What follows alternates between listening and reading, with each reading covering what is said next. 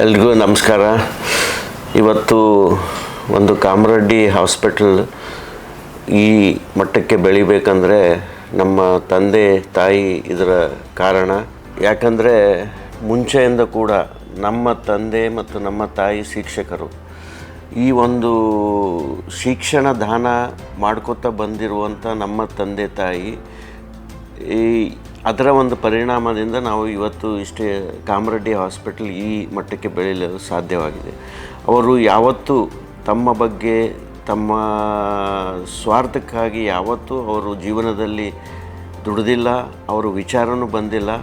ಅವರು ಒಂದು ಸಮಾಜ ಸೇವೆ, ಸಮಾಜಮುಖಿಯಾಗಿ ನಮ್ಮ ಮನೆಯಲ್ಲಿ ನಾವು ಏನು ಇದ್ದಾಗ ನಾವು ಒಂದು 2 ರೂಮಿನಲ್ಲಿ ಮಾತ್ರ ಇರ್ತಿದ್ವಿ.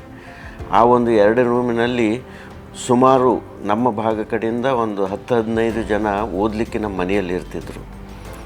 ಆ ಒಂದು ವಿದ್ಯಾದಾನ ಏನು ಮಾಡಿದ್ದಾರೆ ನಮ್ಮ ತಂದೆ ತಾಯಿ ನಮಗೆ, ಈ ಒಂದು ದಾನ ಮಾಡಿದ ಪ್ರಯುಕ್ತ ಇವತ್ತು ನಾವು ಇಷ್ಟರ ಮಟ್ಟಿಗೆ ಬೆಳೆದು ಒಂದು ಕಾಮರೆಡ್ಡಿ ಹಾಸ್ಪಿಟಲ್ ಅಂತ ಈ ಕಲ್ಯಾಣ ಕರ್ನಾಟಕದಲ್ಲಿ ಬೆಳೀಲಿಕ್ಕೆ ಕಾರಣ ಅಂತ ಹೇಳ್ತೀವಿ.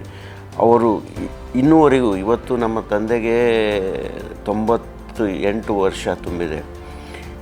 ಇವತ್ತು ಕೂಡ ಅವರ ಚೇತನ, ಅವರ ವಿಚಾರಗಳು, ಅವರು ಮಾಡುವಂಥ ಕಾರ್ಯ ಅಂದರೆ ಸ್ವಂತಕ್ಕಾಗಿ ಯಾವತ್ತೂ ಯೋಚನೆ ಮಾಡಿಲ್ಲ. ಅವರು ಬೇರೆಯವರ ಏಳಿಗೆಗಾಗಿ, ಬಡವರ ಏಳಿಗೆಗಾಗಿ, ಬಡವರ ಚಿಂತನೆಗಾಗಿ, ಸಮಾಜದ ಬಗ್ಗೆ ಚಿಂತೆ ಮಾಡುವಂಥ ಒಂದು ಜನರಿಗೆ ಇದು ಒಂದು ಅವರು ಮಾಡುವಂಥ ಈ ಎಲ್ಲ ಕೆಲಸ ನನಗೆ ಒಂದು ಸ್ಫೂರ್ತಿಯಾಗಿ ನನಗೆ ಮತ್ತು ನನ್ನ ಡಾಕ್ಟರ್ ಪ್ರತಿಮಾಗೆ, ನಮ್ಮ ಮಿಸ್ಸಸ್ಸಿಗೆ ಅವ್ರದ್ದೇ ಒಂದು ಸ್ಫೂರ್ತಿಯಾಗಿ ನಾವು ಇವತ್ತು ಜೀವನ ಮಾಡ್ತಾಯಿದ್ದೀವಿ. ಇದೊಂದು ಹಾಸ್ಪಿಟಲ್ ನಡೆಸ್ತಾ ಇದ್ದೀವಿ.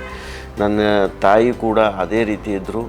ನನ್ನ ತಾಯಿ 3 ವರ್ಷ ಆಯಿತು ನಾವು ಕಳ್ಕೊಂಡು. ಬಟ್ ಅವರ ವಿಚಾರಗಳು, ಅವರು ಮಾಡುವಂಥ ಕಾರ್ಯಗಳು, ಜನಸೇವೆ ಅಂತ ತಿಳ್ಕೊಂಡು ನಾವು ಅವ್ರದ್ದು ಒಂದು ಸ್ಫೂರ್ತಿಯಾಗಿ ನಾವು ಇವತ್ತು ಕಾಮರೆಡ್ಡಿ ಹಾಸ್ಪಿಟಲ್ ನಡೆಸ್ತಾ ಇದ್ದೀವಿ.